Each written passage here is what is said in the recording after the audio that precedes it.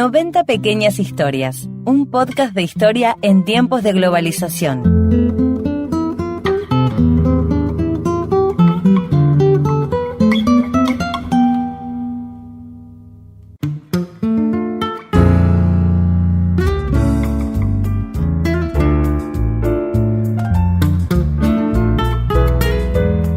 Buenas tardes, nos reencontramos en este viaje, en estas 90 pequeñas historias, y hemos transitado en los 5 episodios de noviembre tratando de dar una mirada amplia de estos 243 años de historia. Pero nos parece importante dedicar los episodios de diciembre a contar algunas historias más puntuales, algunos relatos, algunos datos, algunas historias de vidas que están ahí escondidas en esa gran cantidad de hechos y de acontecimientos que marcan nuestra historia. Los registros ya dan cuenta de la presencia seguramente de un puesto de control en la avanzada hacia la frontera sur en estas tierras para 1740 aproximadamente. En esta etapa debemos achicar el lente con el que miramos el pasado y recordemos que Monte no es mucho más que un par de manzanas. El centro administrativo se ubica en el área, en el sector que rodea a la actual Plaza España, y debemos poner especial atención en la manzana 91, que es la que corresponde al lugar que hoy ocupa la Escuela 16. Y un dato, en ese lugar, en ese mismo lugar en donde estaba ubicada la capilla, una de las primeras capillas con techo de tejas, que deviene de la época de Rosas, en ese lugar va a ser asesinado el cura Rodríguez, en un terrible hecho para la época del que va a dar cuenta el historiador local Juan Hogan, y a él le queremos dedicar este episodio. Juan Miguel Hogan, podemos afirmar que es el primero de los historiadores locales, y más allá de su formación en la administración y en la economía, ocupó el cargo de comisionado municipal y secretario municipal durante la intendencia de Mario Ugarteche. Poseedor de un interesante archivo, habiendo buceado en la Biblioteca Nacional, supo estar conectado con investigadores del Archivo de Indias, accediendo a inédita información sobre los orígenes de las guardias de frontera, y fundamentalmente motivado por buscar la verdad sobre el origen de nuestra guardia, de la Guardia del Monte. 90 pequeñas historias. ¿Qué dicen y piensan nuestros amigos? Conocí el trabajo de Miguel Hogan hace aproximadamente 60 años. En ese momento me maravillé. Solamente estaba el libro de Sánchez Cini, que había salido después del libro de Hogan. Bueno, es como que me encontré con una fuente realmente digna de crédito. Toda la información que presentaba Hogan, ya sean los 2 ejemplares que publicó el fundador o Historia Lugareña, está muy bien documentada. Tiene una investigación realmente fidedigna. Entonces ahí empecé a pensar algunas cosas que creo que son importantes. Hogan era muy joven en ese momento. No había concurrido a la escuela primaria porque en el campo donde vivía no había escuelas. Tuvo que educarse con maestros particulares que sus padres podían llevar a su casa. Después viajó a Buenos Aires para especializarse en todo lo que son las ciencias económicas. Pero mientras hacía todo eso, mientras estaba en Buenos Aires, un joven, un chico joven todavía, no solamente se dedicó a jugar al fútbol, que fue uno de los 100 primeros socios de Racing, que jugó en el equipo de Racing, sino que se dedicó a la investigación. Y aquí es donde está el nudo de todo esto. ¿Quién le enseñó a Hogan cuáles son las técnicas de la investigación histórica? ¿Quién le enseñó a Hogan ¿Cómo se realiza un estudio de seriedad? ¿Quién lo comunicó con el Archivo de Indias? Era un muchacho joven y un muchacho que venía de zona de campo.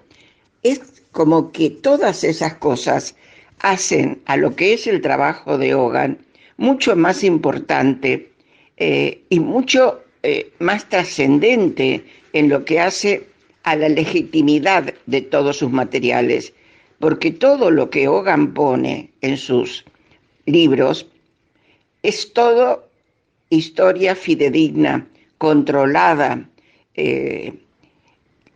totalmente asegurada de que es lo que se debe decir y que es como ocurrieron las cosas. Creo que ese es un valor importantísimo de la obra de Hogan, no solo por lo que representa como información para Monte, sino también lo que representa como ejemplo de lo que debe ser un historiador y a lo que debe ceñirse la historia. La verdad buscada con seriedad, buscada con responsabilidad, buscada en las fuentes genuinas. Eso fue Juan Miguel Hogan, nuestro primer historiador, y es un orgullo recordarlo. 90 pequeñas historias. www.laradiomonte.com.ar. Facebook e Instagram FM del Monte 90.1. Pero al comenzar estas 90 pequeñas historias, decíamos que también íbamos a desmistificar algunos relatos que se cristalizan y se sostienen en el tiempo, y este es uno de esos casos, porque si bien en líneas generales se referencia como piedra angular de nuestra historiografía al trabajo de Sánchez Cini, y que es así, Juan Hogan cruzará las posturas que ponían foco en el año 1779, como inicio de nuestra historia, y que de hecho es la postura que termina predominando en los trabajos de investigación que va a realizar la Comisión por el Bicentenario de la Fundación de Monte en el año 1979, que va a determinar el 18 de noviembre como la fecha de nuestra fundación. ¿Qué es lo que planteaba Hogan? Juan Hogan sostuvo y llevó una investigación histórica con relación a la fecha fundacional de nuestro pueblo, y él estableció y determinó en su trabajo El fundador de Monte que la fecha fundacional no era el 18 de noviembre de 1779, sino el 1 de enero de 1780, y que le correspondía a Juan José Sardén el honor del título de fundador y no a Bet-Bessé y Ducos, como se sostenía de acuerdo a su mirada. Podemos certificar que esta postura de Hogan es uno de nuestros primeros debates sobre nuestra historia. Y en una nota de la prensa, el popular y famoso diario de Buenos Aires dedicó muchas de sus notas a Monte, y también dedicó muchas portadas a la historia local. La información que circula en este diario es lo que va a motivar a Hogan a llevar luz y a poner otra mirada sobre el fundador de Monte y su fecha fundacional.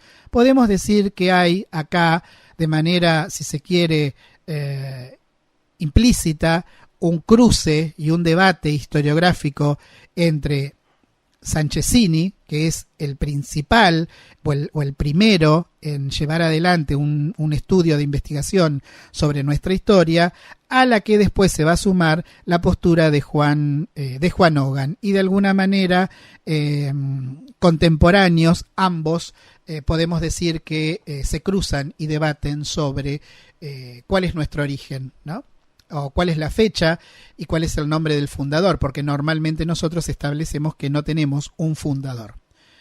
Para Juan Hogan sí, y era Juan José Sardén. 90 pequeñas historias. ¿Qué dicen y piensan nuestros amigos? Como ejemplo de lo que digo con respecto a las fuentes de Hogan, voy a contar una pequeña anécdota, no sé si anécdota o un hecho del que fue partícipe y que aún hoy me da vuelta y cuando digo que no es así no me creen.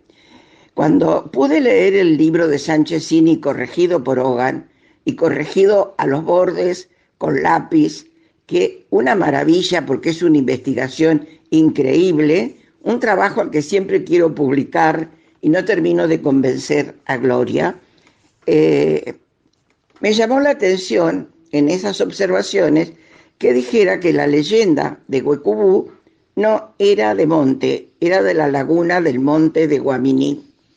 Bueno, hasta ese momento yo me había dedicado como profesora de castellano del ex Colegio Nacional, o como inspectora, o como docente en general, a difundir la leyenda de monte, la leyenda de Huecubú, porque me parecía que era algo que al enseñar la leyenda en lo que es el área de lengua y literatura, había que conocer la leyenda de nuestro pueblo. Cuando veo lo de Hogan, entonces tomo un poco más de conciencia de lo que decía mi padre, que me decía: Monte nunca tuvo una isla en la laguna. Yo le he cruzado 2 o 3 veces cuando se ha secado, me sabía decir. Bueno, entonces tenía algún asidero. Hogan decía que era de la laguna del monte de Guaminí.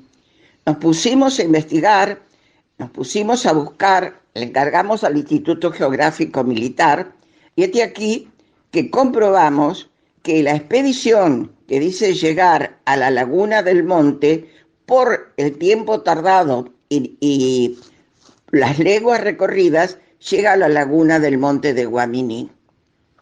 Con esto no quiero decir que la leyenda no exista.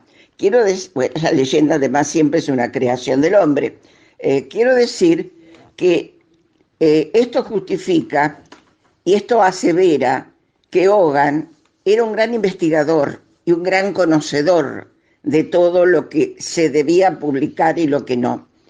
Entonces, Hogan dice, es de la laguna del monte de Guaminí. Tenía muy claras las cosas. Sabía que la laguna del monte, o que Guaminí, tenía una isla con un monte de tala. Y eso explicaba por qué Sanchezini había tomado esa leyenda de la laguna del monte como de la laguna del monte de San Miguel del Monte. Bueno, si ustedes quieren utilizarla, a la leyenda no tiene ninguna importancia. Pueden seguir diciendo que es la laguna del monte. Pero no digan, eso sí, que tenía una isla, que la laguna tenía una isla y que en esa isla había un monte de talas. Digamos que Huecubú habitaba en las orillas de la laguna. Y así tenemos leyenda y no quedamos mal ni con la geografía ni con la historia. Bueno, y eso gracias a quién, a un historiador que supo buscar las fuentes con toda corrección. En su trabajo, Hogan también deja interesantes perfiles sobre la vida en la frontera, el estado de la Guardia en sus comienzos y la referencia sobre documentos inéditos relacionados con nuestros orígenes.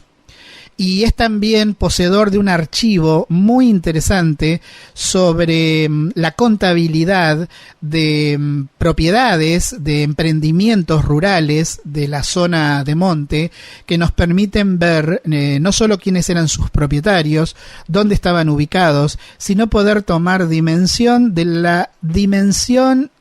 la dinámica que tenía la actividad rural y del impacto de toda esa actividad en el desarrollo de la economía local entre finales del siglo XIX y principios del siglo XX. Este episodio intenta hacer un reconocimiento a quien supo plantear que Juan José Sardén hizo surgir a monte sobre un suelo inhóspito y preñado de acechanzas, y se le reconozca como tal y honre su memoria, aunque sea modestamente con el nombre de una calle.